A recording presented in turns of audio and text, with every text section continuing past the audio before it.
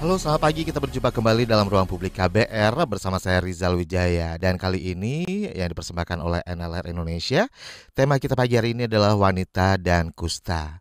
Baik saudara, penyakit kusta yang dikenal sejak zaman kuno ini masih menjadi masalah kesehatan masyarakat. Terlebih bagi wanita. Penyakit kusta bagi wanita ini dianggap sebagai monster yang menakutkan. Selain berpengaruh terhadap kondisi fisik, penyakit kusta juga dapat merusak mahkota kecantikannya karena karakteristik penyakit tersebut sangat merusak tubuh dan bersifat oportunistik. Penelitian WHO yang menyelidiki dampak kusta pada pria dan wanita pada sampel 202 pasien kusta di Brazil menemukan bahwa kusta ini memperburuk ketidaksetaraan gender yang ada. Dan diagnosis kusta menyebabkan stigmatisasi diri lebih besar di kalangan wanita sehingga berdampak besar terhadap kegiatan mereka. Di samping itu wanita juga lebih sering menyembunyikan penyakit ini dari keluarga mereka.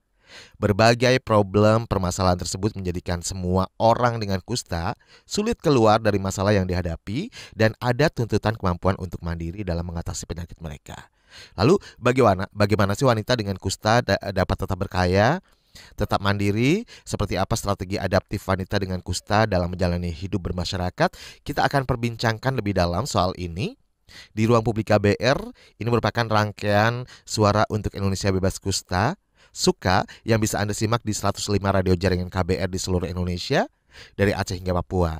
Dan ya di Jakarta, Anda bisa menyimak kami di 104,2 MS3 FM Jakarta atau live streaming melalui website kbr.id dan YouTube Berita KBR. Baik, saya akan berbincang pagi hari ini bersama dengan Mbak Yuliati selaku Ketua Permata Sulawesi Selatan dan sekaligus merupakan orang yang pernah mengalami kusta, seorang wanita ya, OYPMK wanita gitu ya. Baik, dan halo Mbak Yuliati, selamat pagi. Halo, selamat pagi. Sulawesi Selatan, ini tepatnya di daerah mana ya Mbak? Boleh tahu? Kalau saya di Kabupaten Takalar, Pak. Takalar, oke. Baik, Iya, semoga selalu sehat Mbak Yuliati dan selalu semangat iya, untuk berbagi inspirasi ya, terutama pagi hari ini di iya. Talkshow Ruang Publik KBR. Baik, dan mungkin yang pertama, ini kan temanya adalah wanita dan kusta. Ini menarik banget Pak tentunya ya. Mungkin bisa diceritakan sebelumnya. Sebenarnya sejak kapan sih Mbak Yuliati ini mengalami kusta, Mbak? Iya. Kalau saya awalnya tahu itu 2011, tapi eh, waktu itu saya jeda ada 1 tahun untuk mencari informasi dan meyakinkan diri bahwa saya ini mengalami penyakit kusta. Sehingga waktu itu setelah yakin, saya sempat eh, menyembunyikan fakta dari keluarga dan sempat putus kuliah waktu itu. Sehingga kakak ipar saya itu datang ke rumah menanyakan kenapa em, berhenti kuliah.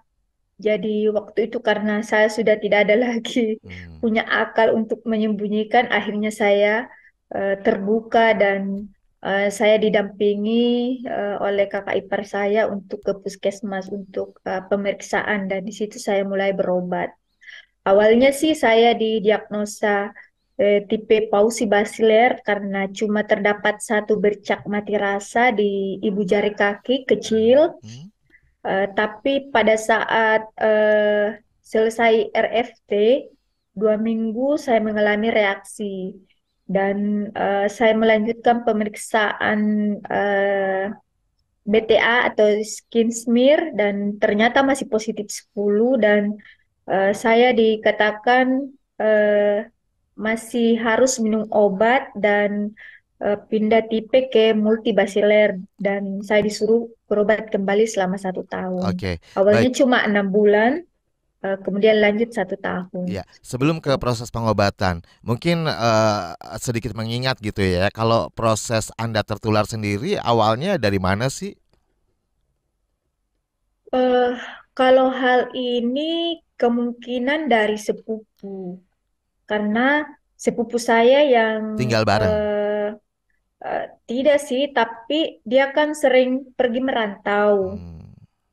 Terus waktu itu dia pulang merantau, dia sudah banyak gejala-gejala, tapi kami kan belum tahu bahwa itu ternyata kusta, dan dia ketika dia pulang itu saya dekat sekali karena kan ceritanya dia lama pergi merantau, ketika Hmm, pulang itu kami akrab sekali, mungkin di situ. Dan kangen pada gitu saat, ya.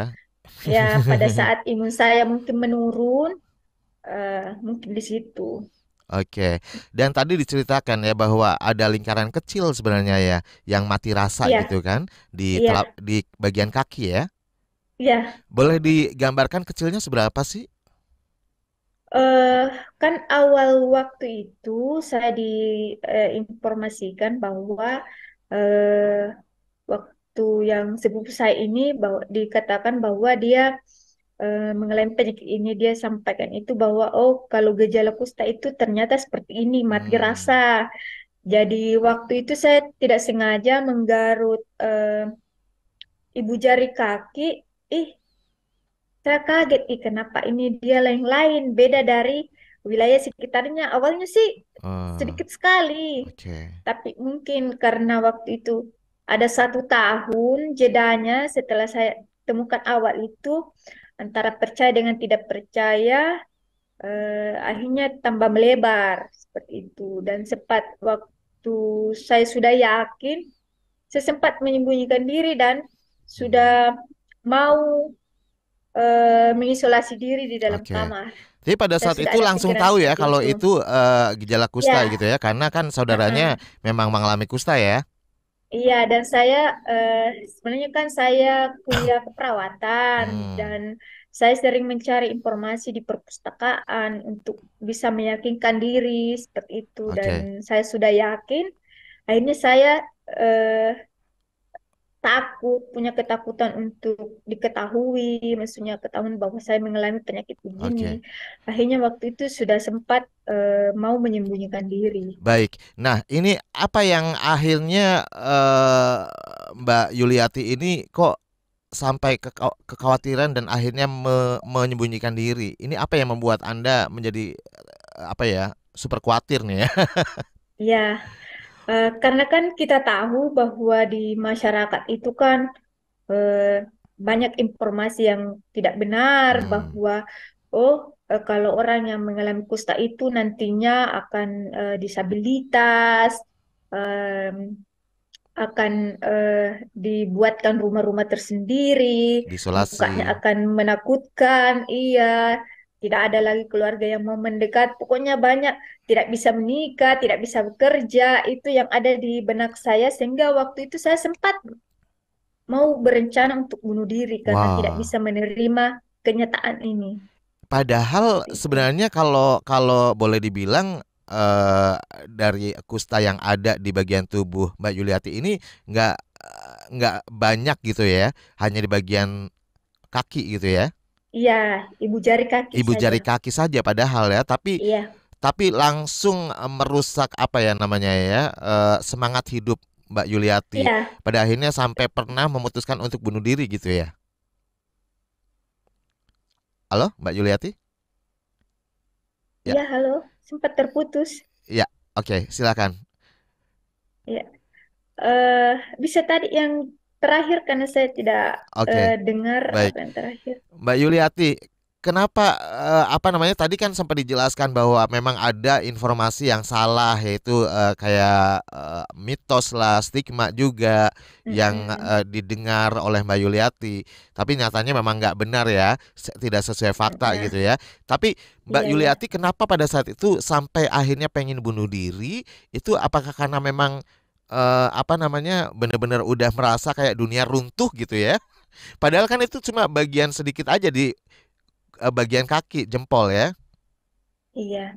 Memang karena kan waktu itu setelah saya sudah yakin, Pak, itu kayak sudah saya tidak bisa berpikir jernih lagi, Hmm, selalu yang ketakutan-ketakutan yang membayangi di dalam pikiran saya, sehingga setiap tengah malam itu saya menangis, meratapi nasib saya, bagaimana nanti saya ke depannya, saya tidak bisa menikah, kemudian pokoknya banyak ini pada macam-macam yang pada pada ketakutan. pada saat ketakutan ini Mbak Yuliati belum ada cerita ke keluarga terdekat gitu ya. Belum, belum, Belum. belum. Nah, kapan nih ketika Anda akhirnya berani untuk cerita kepada cerita pertama kali kepada siapa?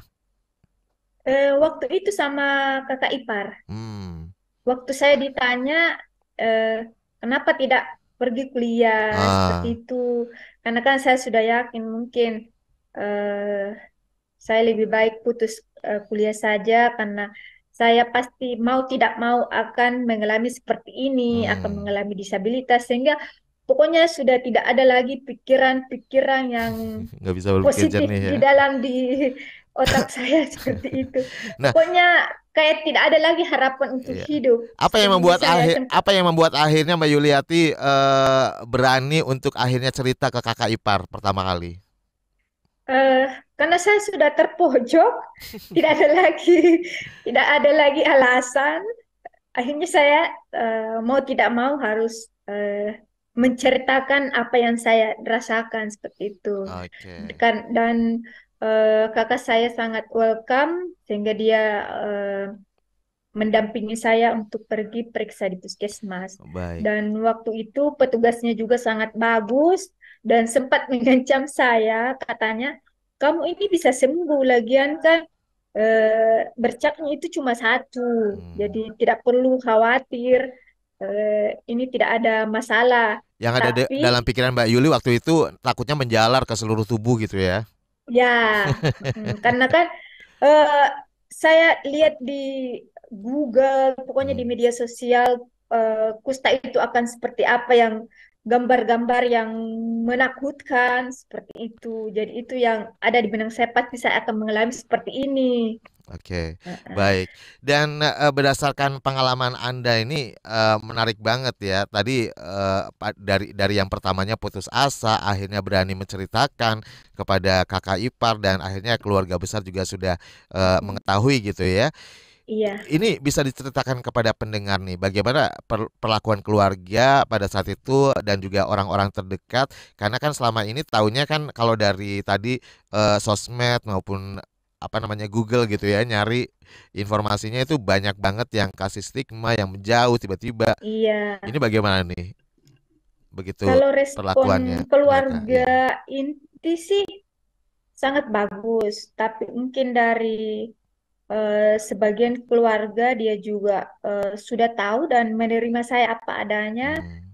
tapi saya sudah sampaikan ke mereka, tapi sebagian mungkin dia tahu dari aktivitas saya sering mengaku dia, walaupun saya tidak pernah mengaku di hadapan mereka. Tapi waktu itu awal-awal saya sih sempat menarik diri ketika ada acara-acara keluarga. Hmm. Saya tidak mau bergabung dengan mereka karena saya punya kekhawatiran nanti penyakit saya akan menular ke keluarga saya. Itu yang Hmm. ketakutan saya seperti itu. Tapi mereka sih tidak ada yang menjauhi saya. Hmm. Justru saya yang menarik diri karena saya khawatir eh, mereka akan tertular seperti Oke. itu. Mbak Yuli ini Itu baik banget dulu, loh. Mbak Yuli ya, baik banget loh ya orangnya. Jadi lebih memikirkan orang lain karena takut menularkan gitu ya Mbak Yuli ya. Bukan karena kan iya, gimana pun juga bercak kecil itu kan orang nggak ada yang tahu sebenarnya kan ya. Kalau kita nggak iya, ngasih tahu kan. iya, Tapi justru karena Mbak Yuli khawatir menularkan kepada orang lain, itu salah satu mm-mm, alasannya ya Mbak ya. Sehingga iya, itu betul. Mbak Yuli menarik diri lah, jadi nggak pede gitu ya. Iya. Oke, baik. Nah, Mbak Yuli, ini berdasarkan pengalaman Anda, sebenarnya apa nih yang harus segera dilakukan oleh seorang utamanya wanita nih ya, setelah didiagnosa kusta? eh yang pertama itu jangan menunda-nunda. Jika Oke. sudah terdiagnosa harus cepat minum obat. Dan kalau misalnya pada saat sementara minum obat ada misalnya mengalami reaksi atau kelainan itu cepat dikonsultasikan ke petugas. Hmm. Seperti itu sehingga petugas bisa memberikan mungkin obat atau semacam apa yang dapat apa yang dialami oleh orang-orang yang sementara berobat karena kan eh, obat MDT ini punya beberapa efek samping. Dan itu juga kadang ada namanya reaksi ini bisa terjadi sebelum pengobatan, sesudah sementara pengobatan ataupun sesudah. Jadi ini ketika terjadi itu harus segera melapor ke puskesmas atau petugas kusta seperti itu supaya Oke, bisa dicari solusinya. baik. Dan yang jelas ceritakan kepada orang terdekat ya, jangan terus menarik Iya, diri, jangan putus asa seperti itu iya, ya Mbak ya. Ini bisa jadi buat iya, pelajaran loh buat para wanita iya, yang lain atau orang yang pernah mengalami kusta yang lainnya juga atau orang yang mengalami kusta. Baik, dan sekali lagi bagi para pendengar nih, Anda juga bisa terlibat langsung untuk bertanya terkait tema kita hari ini, wanita dan kusta. Silakan Anda bisa tanya langsung bersama Mbak Yuliati selaku OYPMK Wanita ya, melalui telepon bebas pulsa di nomor 0800 245 7893 atau SMS dan WhatsApp di 0812 118 8181 atau live chat YouTube Berita KBR dan mention ke Instagram @kbr.id sertakan tagar Ruang Publik KBR Suara untuk Indonesia Bebas dari Kusta. Baik, dan nanti di ujung acara saya akan pilih 5 pertanyaan terbaik yang akan mendapatkan e-wallet masing-masing Rp100.000. Wow, lumayan kan? Baik, jangan kemana-mana, kita akan jeda terlebih dahulu Mbak Yuli. Dan untuk Anda pendengar, tetap di Ruang Publik KBR.